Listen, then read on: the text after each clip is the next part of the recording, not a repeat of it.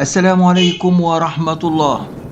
إيران تفاجئ الكيان وتفاجئ أمريكا، وليلى عبد اللطيف تفاجئ العالم بتوقعاتها النارية. كارثة تهلك العالم. ألطف يا لطيف. في البداية ما ننساش نعمل لايك للفيديو واشتراك في القناة عشان يوصلنا كل التوقعات الجديدة.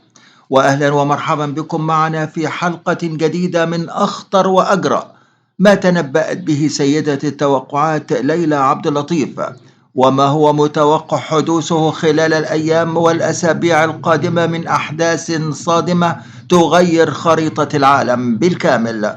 قالت ليلى عبد اللطيف في بداية توقعاتها بأن التطورات والتغيرات القادمة سوف تجعل إيران تقترب اليوم أكثر من أي وقت مضى إلى حسم أمرها مع أمريكا والكيان، ووضع خطة كاملة الأركان لحق الرد على أي عمل عدواني ضد إيران خلال الفترة القادمة. قالت في توقعاتها: أرى أن هناك تأهب واستنفار ورفع درجات الاستعداد القصوى للحفاظ على أمن وسلامة الملف النووي الإيراني الذي قالت أراه خارج دائرة الحرب، وذلك بالرغم من كل التصعيد والتوترات والتهديدات التي نراها اليوم. والمفاجأة ستكون أو ستأتي مع المرشد الإيراني الجديد. كما قالت ليلى عبد اللطيف: أرى مشهد حدوث مواجهة تصعيدية ما بين إيران والكيان مرة أخرى،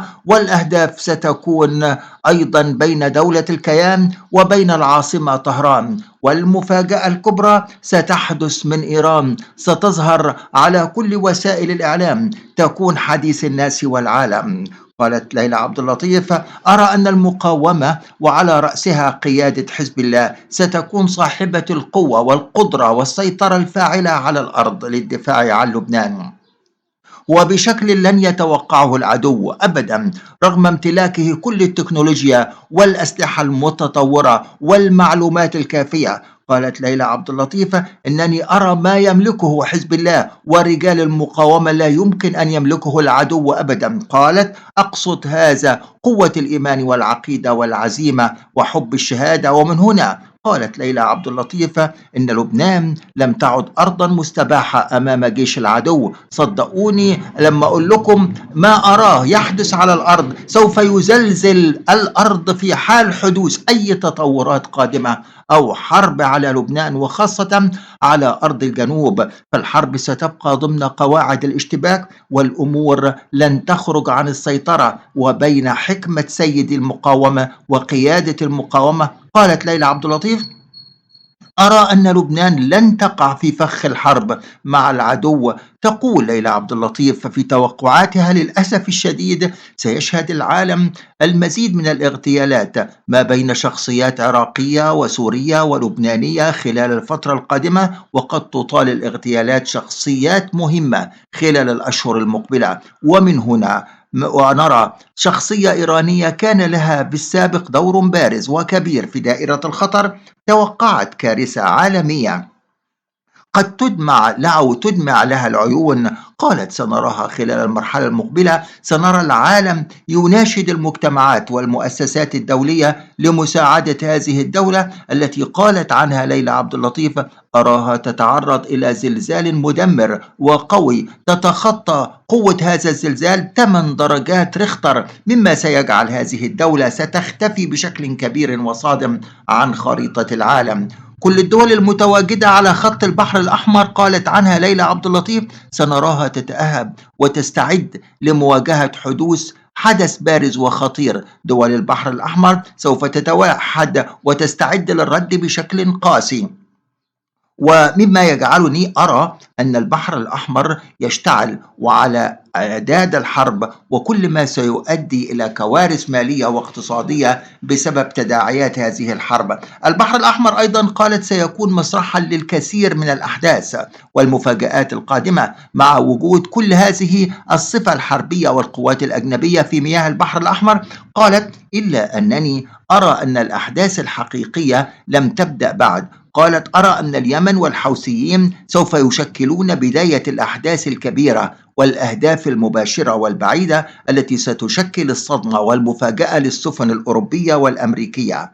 من توقعات ليلى عبد اللطيف قالت: أرى أن الدول العربية ستكون على أبواب بعض التغيرات الجذرية داخليا وخارجيا. سوف نرى رؤساء بعض هذه الدول العربية تقوم بزيارة إلى إيران خلال الفترة القادمة. ستضع إيران أمام تحديات كبيرة ومهمة. سوف تتحول الأضواء والأنظار ومعها الإعلام إلى الساحة الإيرانية بشكل كبير، ولحدث قد يشغل العالم. سوف تتواصل إيران إلى اتفاق جذري في الملف النووي سيرى طريقه إلى الحل خلال الفترة المقبلة، وعندها سوف تشهد العاصمة الإيرانية طهران مظاهرات وجماهيرية مليونية احتفالا بهذا الإنجاز العالمي، تأييدا ودعما للرئيس وللقيادة الإيرانية الجديدة، وعلى رأسها السيد مجتبى الخامنئي الذي قالت عنه ليلى عبد اللطيف: أراها سوف تخرج المظاهرات قوية. مع هذا الإنجاز الكبير سنرى إيران وروسيا والصين على أرض واحدة وفي مهمة عاجلة. أمريكا في قلب الحدث.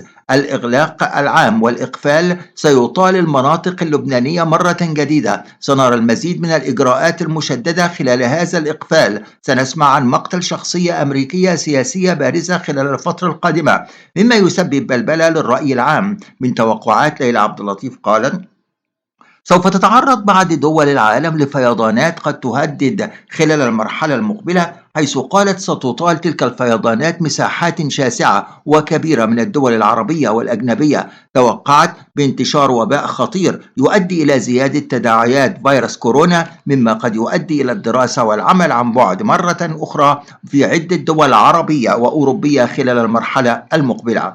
فضائح كبيرة سوف تطال عدة دول، وأيضا لصناعة الأدوية، وتطال شركات الأدوية في العالم، مما سوف سيكشف خطورة بعض هذه الأدوية على الناس قبل وقوع الكارثة. يتم سحبها من الأسواق وإتلافها تحت إشراف المنظمات الصحية والقضاء. وقالت: سنسمع تحذير من منظمة الصحة العالمية لعدم استعمال بعض هذه الأدوية الفاسدة، وخسائر فادحة تطال هذه الشركات بسبب هذه الفضيحة. إحدى المدن الإيطالية قالت عنها ليلى عبد اللطيف: سنراها تتعرض إلى كارثة طبيعية مخيفة، ستصبح مدينة منكوبة غير آمنة للعيش عليها. أجواء الحداد تعم إيطاليا. سنرى حشود كبيرة تملأ الساحات بالصلاة والدعاء بسبب هذا الحادث المؤسف. في السنوات المقبلة ستضع أوكرانيا أمام مرحلة التغيير الشامل. قالت ليلى عبد اللطيف في توقعاتها: أرى أن أوكرانيا سترجع جميع أراضيها بعد انتهاء هذه الحرب مع روسيا وتدخل بحلف الناتو خلال السنوات القادمة. أخيرا قالت ليلى عبد اللطيف: الكيان أمام مواجهة أكبر انقلاب شعبي وسياسي في تاريخ الدولة العبرية. خلال المرحلة القادمة سيكون أمام أكبر فشل عسكري في تاريخ الكيان من خلال 3 حروب حاسمة، من بينها حرب إيران، وهذه التي قالت عنها ليلى عبد اللطيف ستجعل تل أبيب في ورطة اقتصادية قاسية وغير مسبوقة. في النهاية أشكركم. ما ننساش نعمل اشتراك في القناة ونفعل الجرس عشان يوصلنا كل التوقعات الجديدة. شكرا لكم وإلى اللقاء.